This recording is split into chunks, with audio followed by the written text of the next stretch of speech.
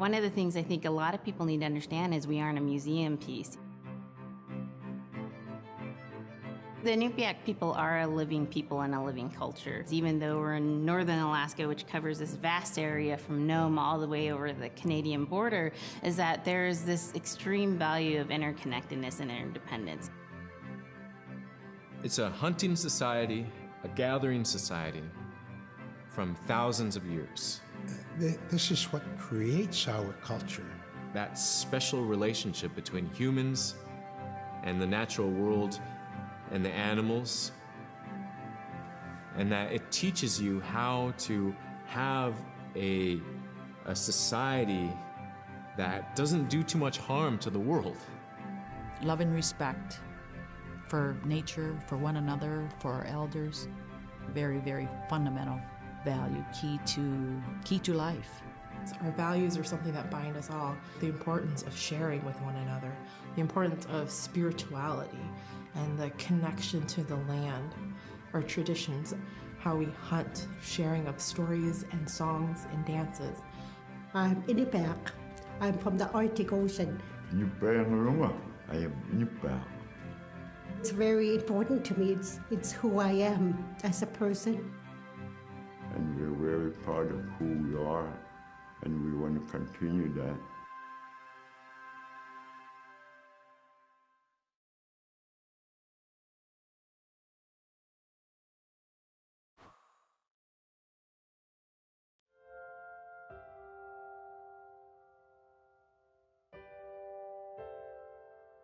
It'd be busy, busy, busy all through the day. You get up and you just go right to work, right to work. There was always something to do. There's never any idle time.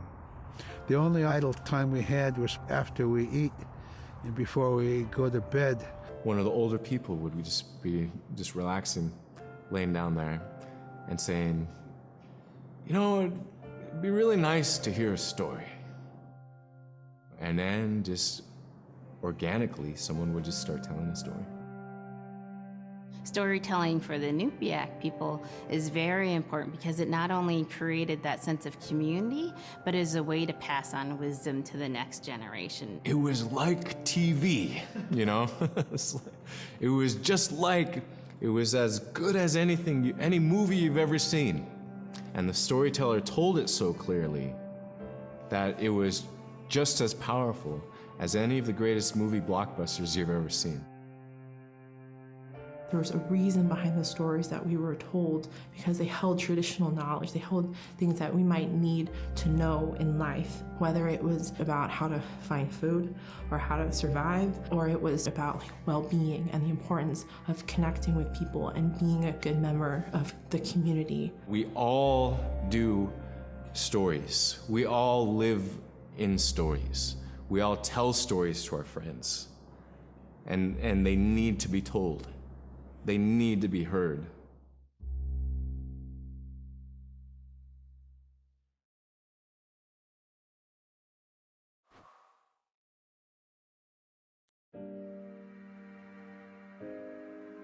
So scrimshaw is this really beautiful method of art that's done either on baleen or ivory, and traditionally it was used to tell stories. Each etching is telling a story of some event. Caribou hunting was taking place. This is what was going on. War began around this time, and so it sort of gives you a timeline of history through etching.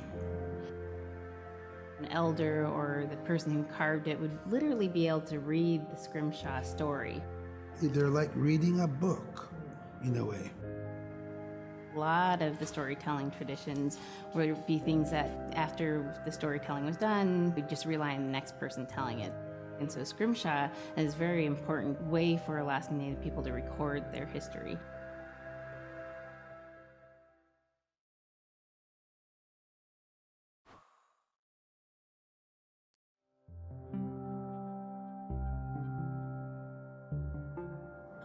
When I was growing up, my grandpa had a pet white fox.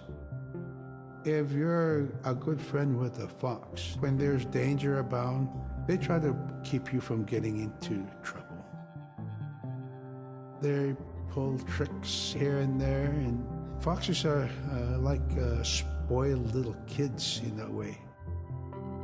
When you let her out, she'd go prancing out in the snow, jumping in the air. I know she was happy then. Come running at me and jump on my chest, knock me backwards, lick my face, and I try not to let it. So that was my memory of my grandpa's pet fox.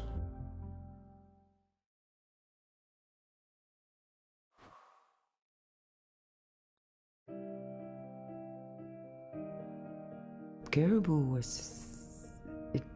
it provided for us in many ways. Our clothing in those days was made of all caribou skin. I grew up wearing caribou pants, mittens, caribou skin mattress, blankets. Some people had boots that were made with wolf leggings, sealskin sole bottoms. Baleen was shaved to make insoles. They kept us quite dry and warm as well. But the caribou skin clothing was the best. We would get as many yearlings as we could for our outer clothing. And for a heavy winter, we would get caribou in February or March because the hair was the longest and the skin was the thickest, and we would use those for our winter gear. With that stuff on, you could sleep outside in 50 below and it wouldn't bother you a bit.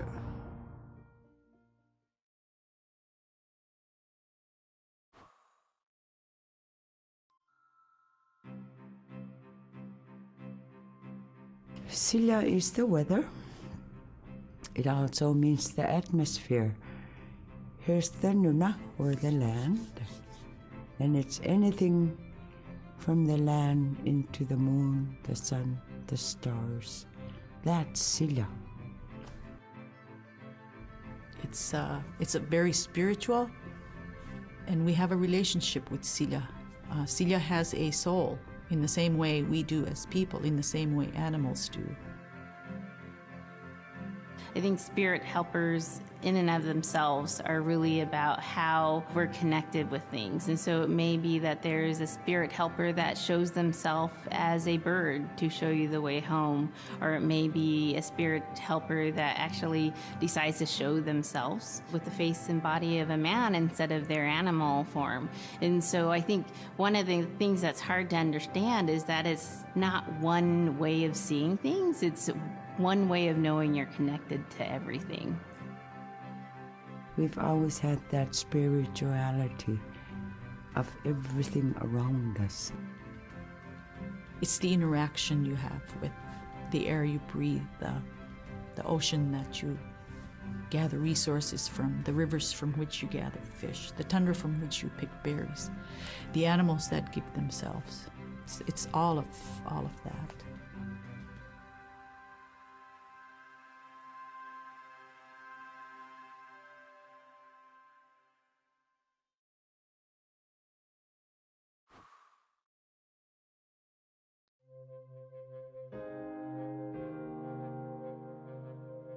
In the winter, when we were traveling, we didn't build sod houses, we built snow houses. In Canada, they call them igloo, but here in Alaska, we call them apuyak. We'd do a day of travel, and then we'd make a apuyak.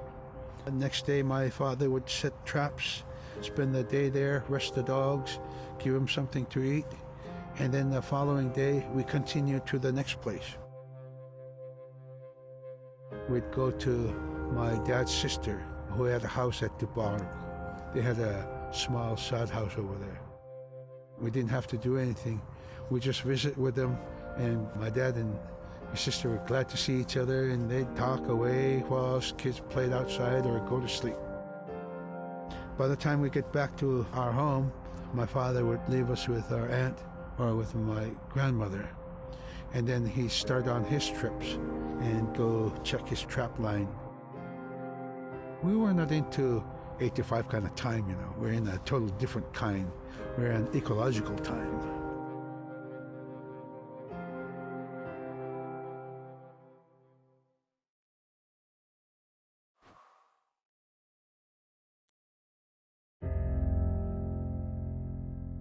Drum is something that's common to all cultures in Alaska. All cultures have a drum that may have some stylistic differences or differences in the materials that it's made, but it's still in recognition of life and vitality. And the drum mirrors the heartbeat. And when you continue drumming soon, it will be in line with your heartbeat, because that's what it's supposed to be, the heartbeat of the community, and it symbolizes vitality.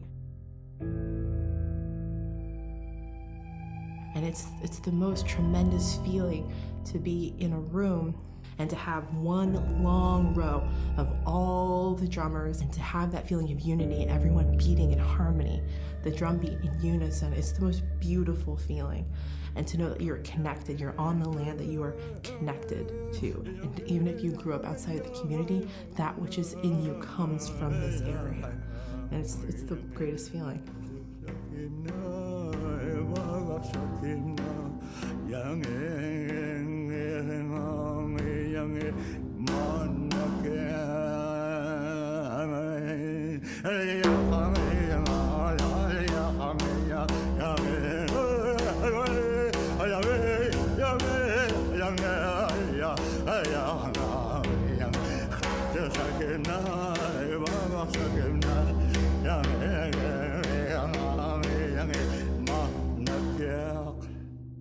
Man, I went at it and look what happens. Oh.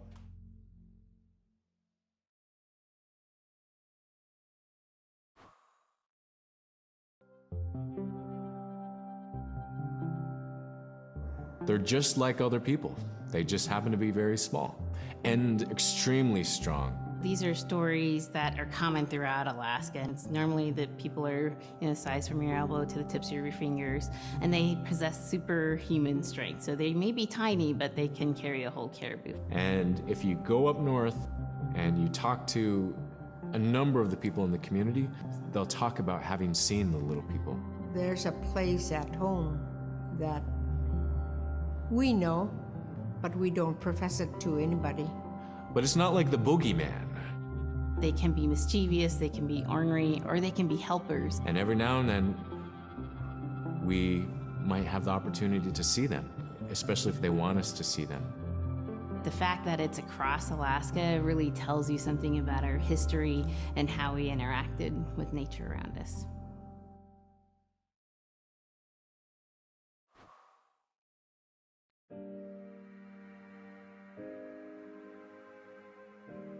The bola is what we call kilometer.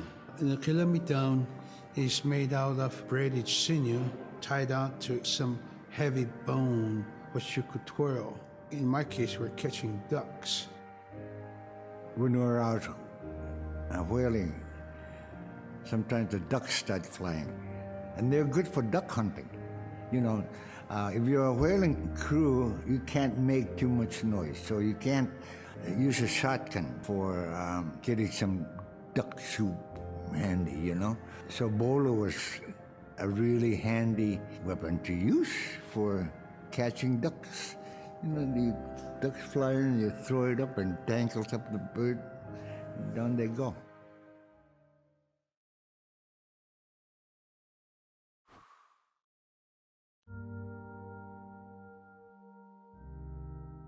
The scaredest I've ever been, I was 12 years old. We floated out on a piece of ice while we were duck hunting. It was a bluebird day, just clear blue skies. And there was 3 of us, myself, my brother, and my dad. Next thing you know, we see this dark, dark shadow on the ice. We look and it goes behind us. So we all jumped up, startled, and my dad, he started running. We got back to the ridge there. The ice had fractured, cracked, and broke off, and we were floating away. We were drifting. It was close enough to where my dad would have made it. He stopped and he thought about throwing us across, and if one of us was on the other side, we would be split up. So he stopped, and he just so happened to have a cell phone on him. 911 didn't pick up. That's the worst feeling in the world right there. 911 did not pick up. So he left a message because they record their calls. Once he had relayed that information, his cell phone died. That was the scariest moment I've ever had in my life. We were floating away and I thought we were left for dead. He kept calm during this situation. He's bringing out everything positive in this case. You know, I'm crying, my brother's freaking out. It went from clear blue to dense fog. Within a couple hours, we heard the chopper flying around, so they must have gotten our message. We thought we were saved, and then the chopper sound went away. So we lit some of the sled on fire. It's plastic. We thought black smoke in the fog would create some kind of marker. Chopper pilot had mentioned when we got rescued, you could see a glow in the fog, and he slowed down there, and sure enough, as soon as he slowed down, we got within visual. That was definitely the scariest moment of my life, was floating away and not knowing what the outcome was going to be.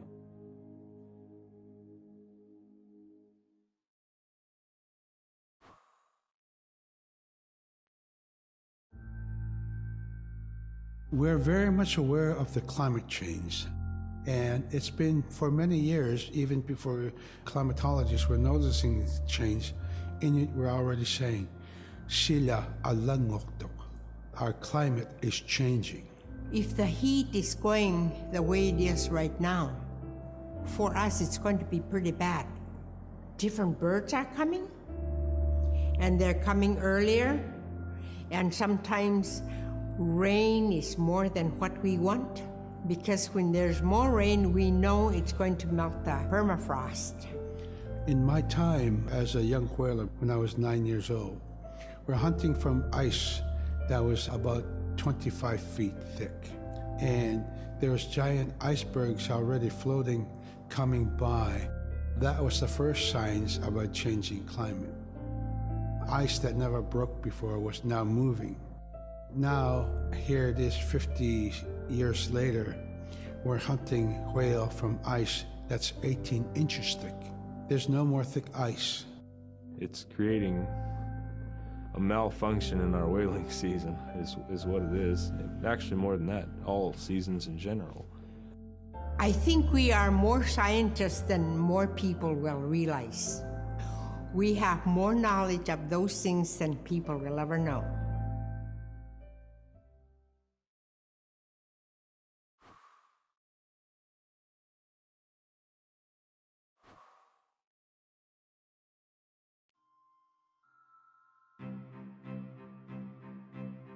In, Arctic Alaska, hunting is a really important part of life. It's not just about going and shooting something, it's about going and putting food on the table. But more importantly, subsistence hunting isn't just about the insular family unit, it's about feeding the whole community. And I think that's one of the beautiful things about subsistence hunting in Alaska is that people go out and they'll go get, fish, or they'll get a caribou, and they'll get, seals and whales. And one of the first things they'll do is they'll say, "Oh, I need to take this to the elders."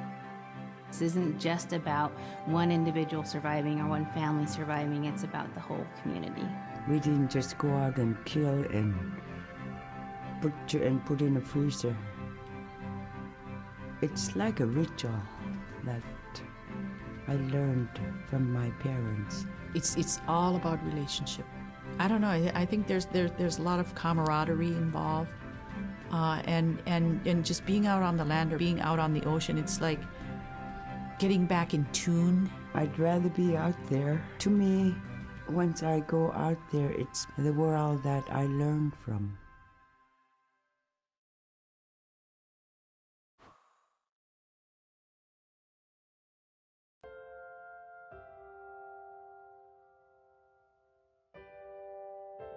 Now we spend all our time out in nature. You get very intimate with the world. And over time, if you're living that life, you start to sense that everything has a spirit. There's a consciousness in everything. Everything is alive. If everything is alive, then we want to respect it. And if we're going to use it, we want to use it respectfully. What I try to tell my nephews and nieces, you know, you love to hunt, you have to take care of the animals that you catch, preparing the food and eating the food that you catch. Water provides you. The ice brings you life.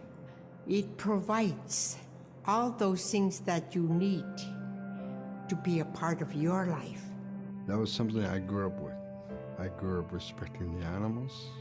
I grew up respecting the land.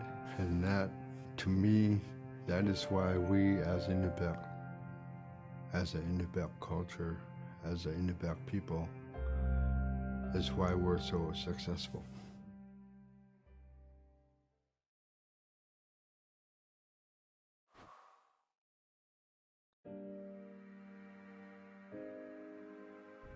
I think most central to the ideology of the Inupiat is the idea of sharing. Being able to feed the community, feed others. That's why we hunt. You know, in the old days, that's what you needed to survive, you know. The sharing is important because it's how the community survives together collectively. We just give. That's how I grew up. That's the way I'm always gonna be. Because of who we are, we always think about other people first. If our people didn't share in the old days, we wouldn't have survived in this harsh, climate, environment.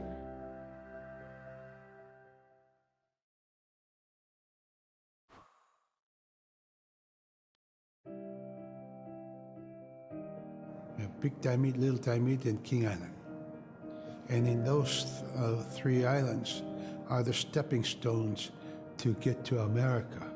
So King Island is this absolutely beautiful place off the coast of Alaska. And if you can imagine being on this really kind of rocky island that kind of shoots up from the water to these cliffs, and then all of a sudden you see these stilts, and then you look up and there are these houses. They were built on the cliff up high because of the ice.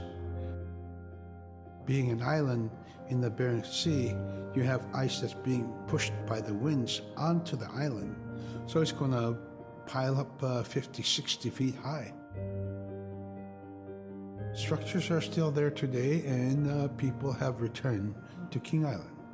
It's a growing community as the people return back to their island.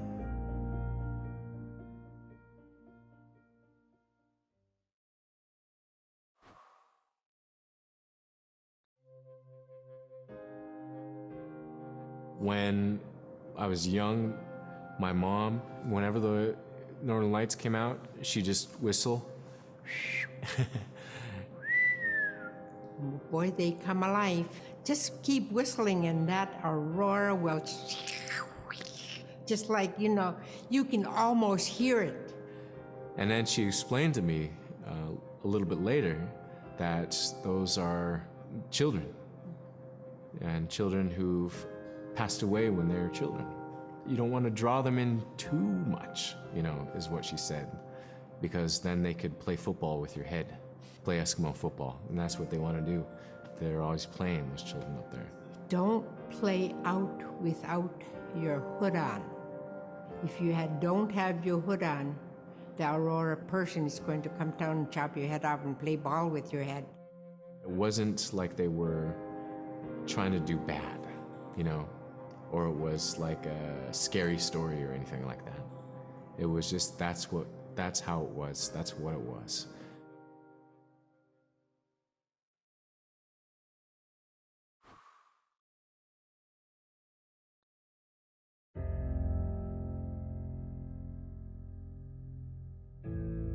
In the month of November, there's no sun. So during that dark time, we travel by the light of the moon. It's quite different. Everything was silver and black.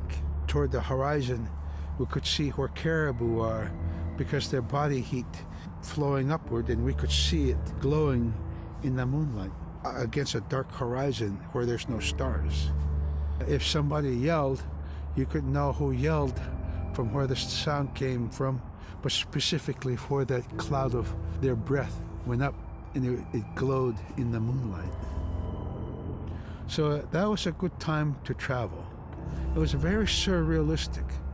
And so things that were dark objects look very close, and white objects look very far.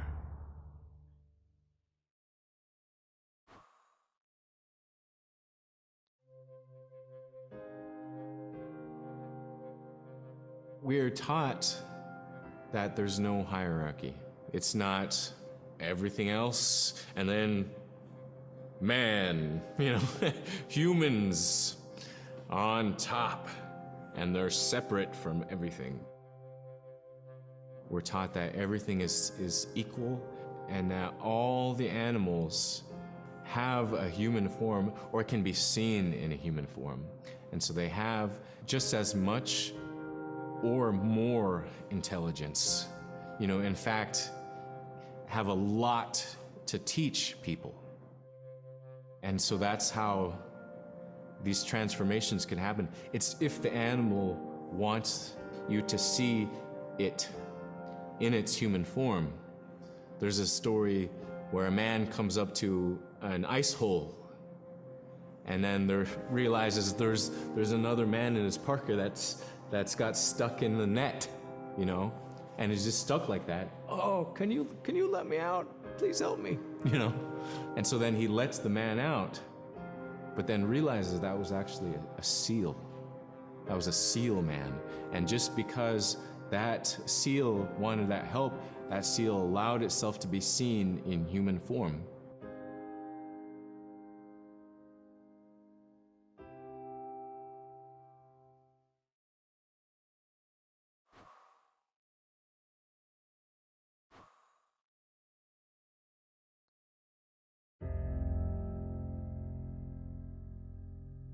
So a recurring type of character in Inupiaq stories is the manslayer. And the manslayer is kind of this bad guy. And I think really what's at risk when the manslayer comes into story is the livelihood of individuals and the whole community. And so the manslayer is really used as a way to say, don't act only for yourself, always hold the community in your heart. Oftentimes in these stories, there is one person that will stand up. And what this humble person will represent, who faces that manslayer, is a return to order, a return to true living in the community. And it just takes that one person. It could just be that one person that can help to change everything. Because everyone wants to live a good life. Everyone wants to have a good community.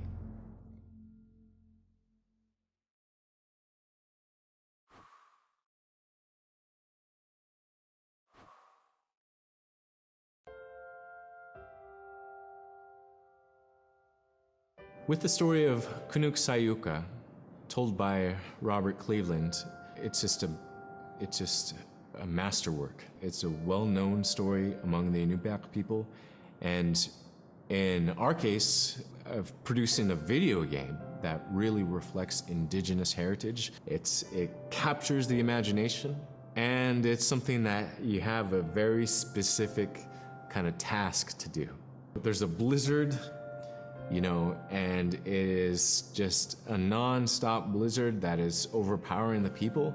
And there's one man that wants to figure it out. And in our case of the story, it's a girl that wants to find the source of that blizzard. The blizzard man, it's like that is the physical embodiment of an element of nature.